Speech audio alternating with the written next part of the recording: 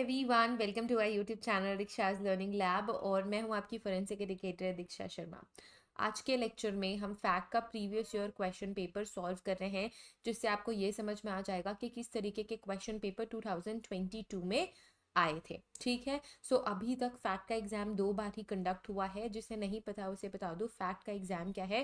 Forensic aptitude calibre test. अगर आप एक फोरेंसिक साइंस के स्टूडेंट हैं, आप एग्जाम दे सकते हैं। अगर आप नॉर्मल साइंस के स्टूडेंट हैं, अगर आपने फोरेंसिक्स पढ़ी है मास्टर्स में, तो भी आप एलिजिबल हो, आप एग्जाम दे सकते हो। इसके अलावा एक और क्वेश्चन जो स्टूडेंट्स मुझसे बार बार पूछ रहे हैं कि मैम हम एमएससी में हैं अभी, क्या हम एलिजिबल हैं। तो अगर आप एमएससी सेकेंड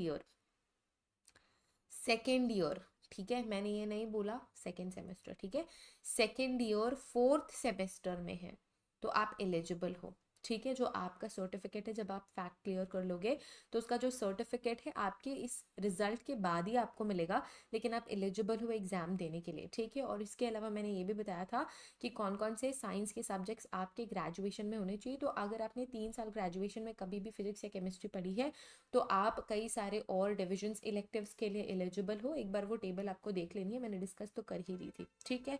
इसके अलावा फैक्ट प्लस वो सारे स्टूडेंट्स दे सकते हैं जिन्होंने CSIR नेट, UGC नेट या फिर गेट के एग्जाम्स क्लियर किए हुए हैं। ठीक है। अब हम फोकस करते हैं प्रीवियस ईयर क्वेश्चन पेपर 2022 पे। अगर आप फैक्ट 2024, ठीक है, सबसे पहली बार फैक्ट का एग्जाम 2018 में हुआ था, 2018 में, 2018 के बाद हुआ था 2022 में, अब 2022 के बाद हो रहा है 2024 में। अब स्टूडेंट्स मुझसे पूछ रहे हैं कि मैम बायोलॉजी डिवीजन का क्यों नहीं हो रहा है, मैम ये वाले डिवीजन का क्यों नहीं हो रहा है।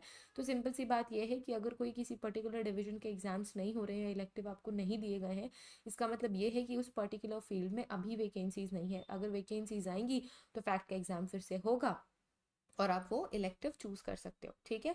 सो अगर आप 2024 फैक्ट के एग्जाम की तैयारी कर रहे हैं, तो हमने क्लासेस शुरू कर दी हमारे ऐप में। ऐप की लिंक आपको डिस्क्रिप्शन में मिल जाएगी, कोर्स की लिंक आपको डिस्क्रिप्शन में मिल जाएगी, आप हमारा कोर्स ज्वाइन कर सकते हैं। कोर्स में मिलेंगे आपको recorded video lectures, PDF notes. PDF notes बहुत ज़्यादा सिंपल होंगे, टू द पॉइंट होंगे, कुछ भी एक्स्ट्रा नहीं होगा। तो आपको अभी इस पॉइंट पर बुक लेके बैठने की ज़रूरत नहीं है, क्योंकि टाइम ऑलरेडी बहुत कम है। आपका एग्ज़ाम 12 मई को होने वाला है, 12 मई को आपका एग्ज़ाम होने वाला है। और एक रिमाइंडर कि 21 अप्रैल के बाद आप फॉर्म फिल नहीं कर पाएंगे फैक्ट प्लस का। तो अगर अभी तक आपने फॉर्म फिल नहीं किया है तो जाके फॉर्म फिल कर दो। ठीक है। 12 May is the last date, like 12 May is the exam date, 21 April is the last date for application. ठीक है। अभी जो 12 में है, बहुत ही कम टाइम बचा है, क्योंकि ऑलरेडी अप्रैल चल रहा है। इसीलिए मैं कह रही थी कि बुक लेके अभी आप नहीं बैठ सकते, क्योंकि बुक लेके बैठोगे, नोट्स बनाओगे, बहुत ज़्यादा टाइम लगेगा। इसी वजह से हमने टू द पॉइंट PDF बनाया है। बहुत सिंपल है, कोई हार्श लैंग्वेज नहीं है, ईजी आपको बहुत लगेगा ये PDF अगर आप प्रेफर करोगे। तो अगर हमारे PDF रेफर कर रहे हो, कुछ भी बुक प्रोवाइड, अगर आप हमारे PDF रेफर कर रहे हो, आपको कोई भी बुक रेफर करने की ज़रूरत नहीं है। इसके अलावा आपको टॉपिक वाइज MCQs मिल जाएंगे और मॉक पेपर मिल जाएगा।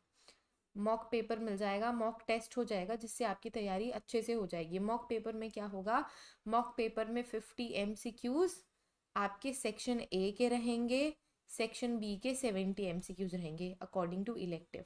ठीक है। यही एग्जाम स्कीम आपके मॉक टेस्ट की भी रहने वाली है। और आज हम जो previous year question paper discuss कर रहे हैं, वो 2022 का सेक्शन A का पेपर है। ठीक है। So it will consist 50 MCQs and this section is common for all. ठीक है। जितने भी इलेक्टिव्स आप दे रहे हो, जो जितने भी इलेक्टिव्स डिफरेंट डिफरेंट इलेक्टिव्स के स्टूडेंट्स हैं, उनके लिए ये जो सेक्शन होगा कॉमन होने वाला है। सो 2022 में पहला क्वेश्चन था सेक्शन A का, which of the following Indian state does not share its border with Myanmar. So कौन सा ऐसा स्टेट है जो म्यांमार के साथ अपना बॉर्डर शेयर नहीं करता है। यहाँ पे आपको स्क्रीन में आंसर भी दिख रहा है। तो ये किसी भी तरीके का मैं टेस्ट कंडक्ट नहीं कर रही हूँ प्रीवियस ईयर क्वेश्चन पेपर के साथ, क्योंकि हम प्रीवियस ईयर क्वेश्चन पेपर देख रहे हैं कि कैसे क्वेश्चन आए थे, क्या आंसर था, और अगर उससे रिलेटेड कुछ डिस्कशन करना होगा तो वो डिस्कशन हम करेंगे। और हम आंसर्स भी साथ साथ में इसी वजह से देखते जा रहे हैं, ताकि आपको आंसर भी पता चल जाए, ये इन्फॉर्मेशन आपके ब्रेन में स्टोर हो जाए, और किस तरह के किस लेवल के क्वेश्चंस 2022 में आए थे ये आपको पता लग जाए, और जिससे हम ये प्रोजेक्ट कर सके कि 2024 में किस तरीके के क्वेश्चंस आएंगे। ठीक है। अगर जीके बोल रहा है तो जीके के किस तरीके के क्वेश्चन आ सकते हैं, अगर करंट अफेयर पूछ रहा है तो करंट अफेयर के कैसे क्वेश्चंस आ सकते हैं, रीजनिंग, एप्टीट्यूड, ये सारी चीज़ें हम आज के पेपर में देखने वाले हैं। ठीक है। सो इसका करेक्ट आंसर क्या है, ऑप्शन 1 तो असम है, ऑप्शन 2 अरुणाचल प्रदेश, मणिपुर एंड नागालैंड, तो इसका करेक्ट आंसर है option A Assam. Assam Myanmar के साथ अपना बॉर्डर शेयर नहीं करता है, जिससे क्या होता है, सिद्ध ये होता है, फिक्स ये होता है, प्रूव ये होता है कि अरुणाचल प्रदेश, मणिपुर एंड नागालैंड ये सारे के सारे म्यांमार के साथ अपना बॉर्डर शेयर करते हैं। तो कल को क्वेश्चन आ गया कि म्यांमार के साथ बॉर्डर शेयर कौन करता है, इनमें से कोई एक ऑप्शन होगा, तो आपको ध्यान में रखना है Manipur, Nagaland and Arunachal Pradesh shares their border with Myanmar. Next question, BIS stands for. So BIS का full form क्या है, Bureau of Innovation Standards, Bureau of International Standards, Bureau of Indian Standards, Bureau of Internal Standards. तो इसका correct answer है option 3, Bureau of Indian Standards। जब कभी भी Indian standards या स्टैंडर्ड्स की बात होती है तो ये एक तरीके का आपको लाइक स्टैंडर्ड क्रिएट करके देते हैं, जिसके थ्रू ही फिर सारी चीज़ों को एनालाइज एसेस किया जाता है, ठीक है। Next question, Locard's principle specially deals with exchange of evidence, analysis of evidence, production of evidence and collection of evidence. ये हर एक बच्चे को पता है, छोटे से छोटे बच्चे को पता है, फर्स्ट ईयर के स्टूडेंट को भी पता है फोरेंसिक्स में, कि एक्सचेंज ऑफ एविडेंसेस को ही हम प्रिंसिपल ऑफ एक्सचेंज कहते हैं, लोकार्ट एक्सचेंज प्रिंसिपल कहते हैं। ये एडमंड लोकार्ट ने हमें बताया था, और इसे principle of mutual exchange, Locard exchange principle बोलते हैं, जिसमें ये माना जाता है जब कभी भी दो एंटिटीज कॉन्टैक्ट में आती है, वो म्यूचुअली क्या करती हैं, एविडेंसेस या फिर कुछ प्रॉपर्टीज एक्सचेंज करती है। Next question, question number 4, RFSL stands for road forensic science laboratory, railway forensic science laboratory, regional forensic science laboratory या रैपिड फोरेंसिक साइंस लेबोरेटरी। तो इसका करेक्ट आंसर है रीजनल फोरेंसिक साइंस लेबोरेटरी। तो कितने level की laboratory होती है, एक तो होती है स्टेट फोरेंसिक साइंस लेबोरेटरीज जिसको हम कहते हैं CFSLs, फिर आती है स्टेट फोरेंसिक साइंस लेबोरेटरीज जिसे हम कहते हैं SFSL, फिर आती है RFSL जिसे हम कहते हैं रीजनल फोरेंसिक साइंसेज लेबोरेटरीज। इसके अलावा फिर आती हैं मोबाइल फोरेंसिक साइंसेज लेबोरेटरीज, उसे हम कहते हैं MFSL या MFSL, ठीक है। Next question, if bird and wings choose the correct relationship of the following part. ये आपके रीजनिंग का पोर्शन है कि अगर बर्ड्स और विंग्स एक दूसरे के लिए करेक्ट पेयर हैं, तो इनमें से कौन सा ऐसा पेयर है जो कि करेक्ट होगा, जैसे कि पेन और paper, well and water, dogs and lungs, car and wheel, ठीक है। तो जैसे कि बर्ड मूव करती है विंग से, वैसे ही कार मूव करती है व्हील से, इसी वजह से option 4 is the correct option. और कहीं ना कहीं pen, paper, well, water, dog, lungs connected एक दूसरे से, बट सिंपल कनेक्शन यहाँ पे मैटर नहीं करता है। यहाँ पे देखो बर्ड और विंग्स का किस तरीके से कनेक्शन है, बर्ड मूव करती है विंग्स की वजह से, इसी वजह से car and wheel is the correct answer. Next question, question number 6. DNA is negatively charged because of the presence of phosphate group in nucleotides, bromate group, chlorate group, sulphate group. अगर आपने basics भी पढ़े हैं या DNA का जो भी information आपने स्कूल में पढ़ा होगा वो भी याद होगा, तो आपको ये पता होगा कि जो डीएनए है वो नेगेटिवली चार्ज होता है। और क्यों होता है, क्योंकि फॉस्फेट ग्रुप प्रेजेंट होता है। तो डीएनए में क्या क्या रहता है, देखो डीएनए में यहाँ पे इस तरीके से बना देती हूँ, चलो ठीक है। ये मैंने बनाया डीएनए, ये मैंने बनाई डीएनए की बैकबोन। डीएनए की बैकबोन किससे मिलकर बनती है, शुगर और फॉस्फेट की। शुगर फॉस्फेट बैकबोन बोलते हैं ना। अब ये शुगर क्या है, डीएनए में ये डीऑक्सीराइबोस शुगर होती है। डीएनए का फुल फॉर्म ही क्या होता है, डीऑक्सीराइबो न्यूक्लिक एसिड, है ना। तो डीऑक्सीराइबोस शुगर होती है बैकबोन में, और फॉस्फेट के साथ ये जुड़ी हुई होती है, बैकबोन बनाती है। अब इन्हीं बैकबोन से प्रोजेक्टेड होते हैं आपके न्यूक्लियोटाइड्स, जिसे हम कहते हैं AGTC, ठीक है। ए हमेशा टी के साथ पेयर करता है, जी हमेशा सी के साथ पेयर करता है, ए टी के साथ 2 बॉन्ड्स के साथ पेयर करता है, जी सी के साथ 3 बॉन्ड्स के साथ पेयर करता है। और कभी क्वेश्चन ऐसा आया कि इन दोनों में से कौन सा जो न्यूक्लियोटाइड है वो एक दूसरे को ब्रेक हो जाएगा, वो तो वो होगा ए और टी। ए टी पहले ब्रेक होगा क्योंकि इनके पास 2 बॉन्ड है, और जी और सी बाद में ब्रेक होते हैं क्योंकि इनके पास 3 बॉन्ड है, ठीक है। सो इन 3 बॉन्ड्स को तोड़ने में ज़्यादा टाइम लगता है एज कम्पेयर टू ये 2 बॉन्ड्स, है ना। और आरएनए में A and T he replace होते हैं, जी एन सी आरएनए भी सेम ही होते हैं। जी एन सी का बहुत सच्चा लगाव है, ये कभी भी किसी दूसरे न्यूक्लियोटाइड के साथ लाइक पेयर नहीं करते हैं। सो टोटल हमारे पास कितने न्यूक्लियोटाइड होते हैं, ATGCU, यूरासिल सिंपली आरएनए में प्रेजेंट होता है, डीएनए में प्रेजेंट नहीं होता है, ठीक है। और इस नेगेटिवली चार्ज्ड डीएनए के नेगेटिवली चार्ज होने की वजह से जब आप इलेक्ट्रोफोरेसिस में देखोगे इलेक्ट्रोफोरेसिस क्या होती है? एक ऐसी सेपरेशन टेक्निक है जिसमें हम इलेक्ट्रिसिटी यूज करके पॉजिटिव और नेगेटिव चार्जेस के बेसिस पे बायोलॉजिकल मॉलिक्यूल्स को क्या कर सकते हैं? सेपरेट कर सकते हैं। सो नेगेटिवली चार्ज होने की वजह से इलेक्ट्रोफोरेसिस में डीएनए बहुत ही अच्छा रिजल्ट देता है, नेगेटिवली चार्ज होने की वजह से ये बहुत बेटर वे में रन होता है इलेक्ट्रोफोरेसिस में। ठीक है, next question, which microscope is use for comparing bullets? बहुत इजी क्वेश्चन है। बुलेट्स कंपेयर करने के लिए कंपैरिजन माइक्रोस्कोप हम यूज करते हैं, पोलराइजिंग माइक्रोस्कोप, फेस कॉन्ट्रास्ट और कंपाउंड माइक्रोस्कोप हम यूज नहीं करते। जो माइक्रोस्कोप है कंपैरिजन माइक्रोस्कोप, वो दो माइक्रोस्कोप को मिला के बनाया गया है जिसमें साइड बाय साइड कंपैरिजन हम कर सकते हैं। दो आई पीसेस होते हैं और सीरीज ऑफ लेंस का अरेंजमेंट होता है, और ये फोरेंसिक साइंस एनालिसिस से ही डेवलप हुआ था। कंपैरिजन माइक्रोस्कोप किसने डेवलप करा था? हमारे फादर ऑफ बैलिस्टिक्स ने, जिसे हम कहते हैं केल्विन गोडार्ड। ठीक है, next question, which of the following vaccine is not related to कोविड-19? अब ये 2022 में पेपर हुआ था, 2022 का पेपर है, तो 2022 में जो कोविड था वो बहुत ही ज़्यादा फ्रेश चल रहा था, कोविड की वैक्सीन्स बन रही थी, तो इस वजह से जीके का आपका एक क्वेश्चन आया हुआ है कि कौन सा ऐसा वैक्सीन है जो कि आपके कोविड से रिलेटेड नहीं है। कोवैक्सीन कोविड से है, स्पुतनिक भी कोविड से है, कोविडशील्ड सबको, कोवैक्सीन और कोविडशील्ड ही लगी है सबको, है ना, कोविड के टाइम में। तो जो हेपेटाइटिस बी है, बहुत सिंपल आंसर है इसका, हेपेटाइटिस बी एक ऐसा वैक्सीन है जो कि कोविड से रिलेटेड नहीं है। Next question, which of the following is the type of ballistic evidence? Ballistic evidence क्या है? बैलिस्टिक किससे रिलेटेड है? आपके गन्स से रिलेटेड है, फायर आर्म से रिलेटेड है, right? So here, drug, blood and bullet, so bullet is the correct answer. Okay, next question, police inquest is conducted under section 174 of IPC, 176 IPC, 174 CRPC and 176 of CRPC. So जो police inquest है वो 174 of CRPC में ही conduct होता है। Police inquest, तीन तरीके की inquest के बारे में हम जानते हैं, एक तो पुलिस इंक्वेस्ट है, दूसरी मजिस्ट्रेट इंक्वेस्ट, तीसरी होती थी कोरोनर्स इंक्वेस्ट। तो कोरोनर इंक्वेस्ट इंडिया में नहीं प्रैक्टिस करी जाती थी, जब ब्रिटिश राज हुआ करता था तब करी जाती थी, एंड बहुत सारे ऐसे फॉरेन कंट्रीज हैं अभी भी जो कोरोनर्स इंक्वेस्ट फॉलो करते हैं, बट इंडिया में हम सिर्फ दो ही तरीके के इंक्वेस्ट फॉलो करते हैं। Inquest is nothing but the legal inquiry. अगर कोई भी सस्पिशियस डेथ है, नेचुरल डेथ नहीं है, अननेचुरल डेथ का केस है, तो इंक्वेस्ट करे जाते हैं। दो तरीके के इंक्वेस्ट है, police inquest, magistrate inquest.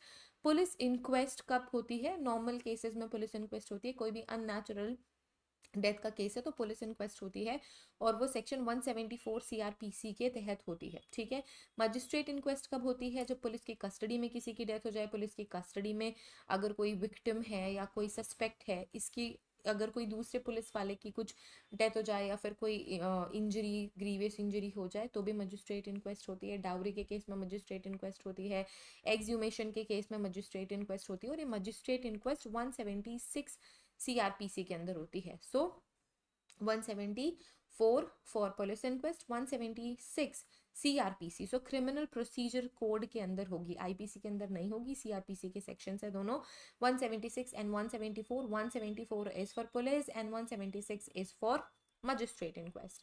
Next question, the headquarter of NABL कहाँ पे सिचुएटेड है? सो गुरुग्राम, कोलकाता, बेंगलुरु, चेन्नई। सो इसका करेक्ट आंसर है गुरुग्राम। ये एक्रेडिएशन प्रोवाइड करने वाली बॉडी है, नेशनल एक्रेडिएशन प्रोवाइड करने वाली बॉडी है, जो कि डिफरेंट एनालिसिस करने वाले लाइक लैब्स को एक्रेडिएशन प्रोवाइड करती है। Next question, which of the following is related with NABL accreditation? So program testing, proficiency testing, proper testing and profile testing.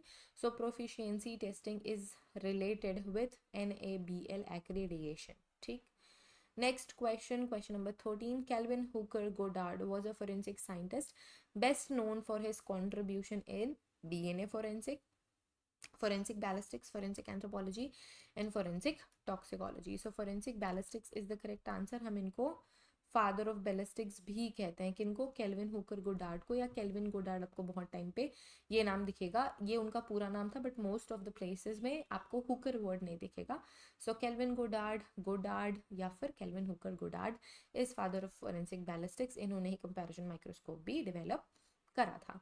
Next, proper chain of custody, producers allow evidence packing, evidence collection, evidence analysis, evidence to be admitted in the court. So chain of custody हम क्यों maintain करते हैं, हम इस वजह से maintain करते हैं ताकि कोर्ट में हमारा वो एविडेंस एडमिसिबल हो, कंसीडर किया जाए। अगर आप चेन ऑफ कस्टडी मेंटेन नहीं करते तो जो दूसरी पार्टी है उसको बेनिफिट ऑफ डाउट दिया जाता है, और कई बारी ऐसा होता है कि चाहे आपका कितना भी स्ट्रॉन्ग और अच्छा एविडेंस क्यों ना हो, वो एडमिसिबल नहीं होगा कोर्ट में। इसी वजह से हमें चेन ऑफ कस्टडी मेंटेन करनी होती है। चेन ऑफ कस्टडी क्या है, जब कभी भी कोई भी एविडेंस किसी भी इन्वेस्टिगेटर के पास है तो वो टाइम नोट करे, डेट मेंशन करे, और कब से कब तक उस पर्सन के पास ये एविडेंसेस थे, इन सभी चीज़ों का रिकॉर्ड रहे, इसे ही हम कहते हैं चेन ऑफ कस्टडी। ठीक है, और ये बहुत इंपॉर्टेंट रोल प्ले करता है कि कोर्ट इसे एज एविडेंस मानेगी या नहीं मानेगी। Next question, corroborative evidences link an individual with a particular location, refutes other evidences, support other evidences, associate an individual with another evidences। तो ये supportive evidences होते हैं। So option 3 is the correct option। जो corroborative evidence होते हैं वो ऐसे छोटे छोटे evidences होते हैं जो कि बहुत ज़्यादा strong नहीं होते अपने आप में, लेकिन वो दूसरे strong evidences को क्या करते हैं, पुश करने का काम करते हैं या फिर उनको कॉम्प्लीमेंट करने का काम करते हैं। ठीक है, next question, question number 16, the first forensic science laboratory was set up in, ये सभी बच्चों को पता है।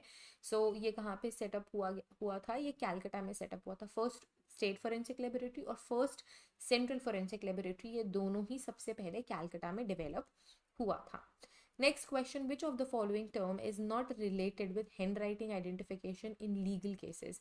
सो लीगल केसेस में कौन सा ऐसा टर्म है जो हैंड राइटिंग आइडेंटिफिकेशन से रिलेटेड नहीं है। So line quality, spacing, trail and हियाटस। So option 3 is the correct option, क्योंकि बाकी सारे जो और ऑप्शन है जैसे कि लाइन क्वालिटी, स्पेसेस, हाइट्स, ये सारी की सारी चीज़ें आपकी हैंड राइटिंग आइडेंटिफिकेशन में एक्सटेंसिवली यूज होती हैं, इस वजह से option 3 is the correct option. Next question, examination is also termed as dactyloscopy, trichology, entomology, palynology. So dactyloscopy is the correct answer.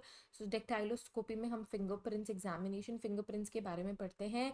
Trichology is nothing but the study of hair, if I am not wrong, please ये recheck कर लेना। Entomology is the study of insects. Palynology is the study of pollen grains. ठीक है, next question, question number 19, CAB in NABL accreditation stands for controlling assessment body, controlling auditory body, controlling auditory confirmatory auditing body, confirmatory assessment body.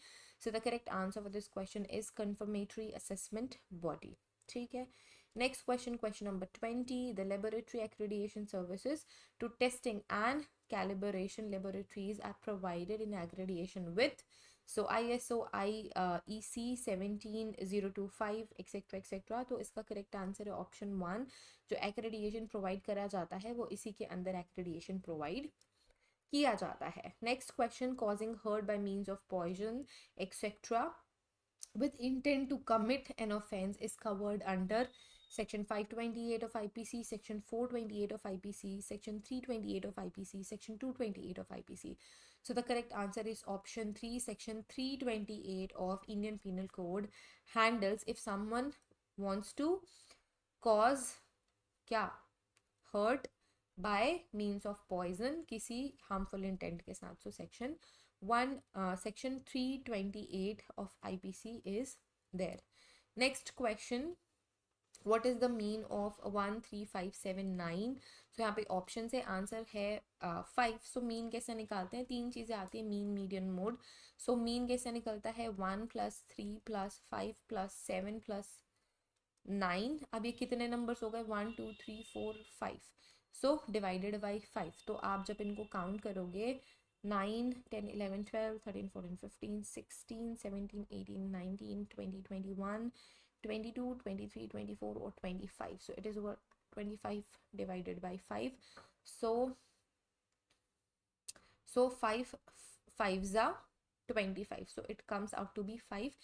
So इसका correct answer क्या हुआ, 5। जब कभी भी आपको mean निकालना हो तो जितने नंबर्स होते हैं उनको हम प्लस कर देते हैं, और ये जितने नंबर्स हैं फिगर्स में उसको हम डिवाइड कर देते हैं। ठीक है, अगर यहाँ पे 6 एलिमेंट्स होते, लेट्स से 11 और होता तो हम इसको 6 से डिवाइड करते, अगर यहाँ पे लेट्स से 12 होता तो हम इसको 7 से डिवाइड करते और इनको भी हम प्लस करते। इस तरीके से आप मीन कैलकुलेट करते हो। Next question, who won bronze medal in badminton in Tokyo Olympics 2020? So Neeraj Chopra, Bajrang Punia, PV Sindhu, Ravi Kumar. So ये कुछ इंपॉर्टेंट स्पोर्ट्स के साइड से भी कुछ इंपॉर्टेंट क्वेश्चंस हैं जो आपको पूछे जा सकते हैं। तो ये भी हम जो भी इंपॉर्टेंट अभी रिसेंट में हो रहा है या जो पास में कोई बड़ा इवेंट हुआ है इंडिया के लिए, अगर किसी ने गोल्ड, सिल्वर या ब्रॉन्ज जीता है तो वो भी हम देखेंगे। So correct answer is PV Sindhu. Next question, opinions of experts fall under? So opinion of experts आपके इंडियन एविडेंस एक्ट के अंदर आता है एंड बहुत ही फेमस क्वेश्चन है, बहुत कॉमन क्वेश्चन है। Section 45 of Indian evidence act is related with expert opinion. ठीक। Next question, the word ethics is related with behaviour, judgment, knowledge या फिर फिजिक? तो सबको पता है ये जो इथिक्स वर्ड होता है वो आपके बिहेवियर पे डिपेंडेंट होता है, ये आपके उसूल होते हैं, आप किस तरीके से अपना काम करते हो, किस तरीके से अपना काम करना चाहते हो।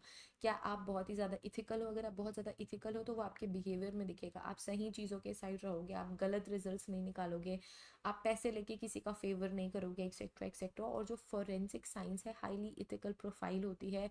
अगर आप फोरेंसिक के फील्ड में आना चाहते हैं या फिर ऑलरेडी फोरेंसिक के फील्ड में है तो इस चीज़ को आपको समझना है कि आपको हाईली इथिकल होना है और ये एक तरीके का बिहेवियरल पैटर्न है। So with this we have completed 50% of our question paper. So next 50% of this question paper will be discussed in the next video. So next video में हम डिस्कस करेंगे क्वेश्चन नंबर 26 से लेके 50 तक। So total 50 question है जिसमें से 25 done, next 25 will be covered in the next video, क्योंकि ये वीडियो बहुत ज़्यादा लंबी हो जाएगी एंड एक बारी में आप बहुत बोर भी हो जाओगे, क्या पता आपका जो अटेंशन है वो लूज हो जाए। इसी वजह से we are ending this video here. In the next video we will cover the rest of the questions. And अगर आपको ये वीडियो पसंद आई है so don't forget to like this video, share this video with your friends, do not forget to join our classes. और एक important चीज़ ये है कि पहले कुछ बच्चों के लिए कूपन अवेलेबल है और इस कूपन से आपको 500 रुपीज़ ऑफ मिलेगा फीस में हमारे कोर्स के। सो अगर सारे बच्चों ने, ये बहुत लिमिटेड कूपन्स अवेलेबल है, अगर बच्चों ने ये कूपन्स यूज़ कर लिए तो आपको फिर कूपन नहीं मिलेगा, एग्जॉस्ट हो जाएंगे coupon. So don't forget to use this coupon, पहले ज्वाइन कर लो ताकि ये कूपन यूज़ कर सको। बाद में कूपन अवेलेबल नहीं रहेगा तो प्लीज़ आप मुझे टेक्स्ट मत करना कि मैम आप कूपन क्यों नहीं है, कूपन क्यों नहीं दिख रहा है, एक्सेट्रा एक्सेट्रा। सो इसी वजह से मैं कह रही हूँ आपको तैयारी तो अपनी शुरू करनी ही है, टाइम भी बहुत कम है। So why not joining our course and classes today? So that's about it everyone. In the next video we will discuss few more topics, few more questions।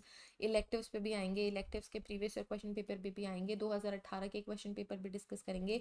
और ये जो पीडीएफ है आपके previous year question paper open है सभी students के लिए हमारे ऐप में, free of cost solve papers हमारे ऐप में फैक्ट प्लस के कोर्स में अवेलेबल है। अगर वो चाहिए तो जाके देख लो। कोर्स ज्वाइन करना है तो सारे लिंक्स डिस्क्रिप्शन में है, अगर हमसे बात करनी है तो व्हाट्सएप सपोर्ट नंबर डिस्क्रिप्शन में है। Thank you everyone, see you guys in the next video, bye.